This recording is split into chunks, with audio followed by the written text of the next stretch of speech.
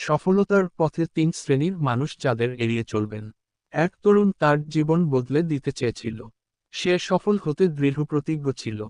একজন জ্ঞানী গুরু তাকে বললেন, বৎস, যদি সফল হতে চাও, তিন শ্রেণীর মানুষ থেকে দূরে থেকো। প্রথমত, নেতিবাচক মানুষ, যারা সবসময় অভিযোগ করে, সবকিছুতে খুঁত ধরে। তাদের সঙ্গ তোমার আত্মবিশ্বাস খেয়ে ফেলবে। তরুণটি এমন একজন বন্ধুকে চিনত যে সবসময় বলতো, এটা সম্ভব না, চেষ্টা করে লাভ নেই। সে সেই বন্ধুর থেকে নিজেকে সরিয়ে নিল।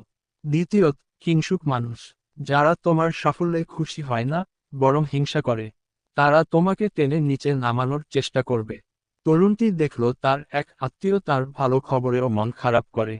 সে বুঝল, এদের থেকে দূরত্ব প্রয়োজন। তৃতীয়ত, অলস ও উদ্দেশ্যহীন মানুষ, যাদের জীবনে কোনো লক্ষ্য নেই, যারা শুধু সময় নষ্ট করে। এদের সাথে থাকলে তোমার নিজের গতিও কমে যাবে।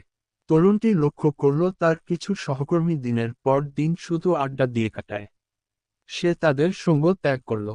গুরু বললেন, এই তিন শ্রেণীর মানুষকে এড়িয়ে চলো, আর নিজের লক্ষ্যে অবিচল থাকো। দেখবে সাফল্য তোমার হাতের মুঠোয়। তরুণটি গুরুর কথা মেনে চলল এবং অল্প দিনেই সে তার স্বপ্নের পথে অনেক দূর এগিয়ে গেল।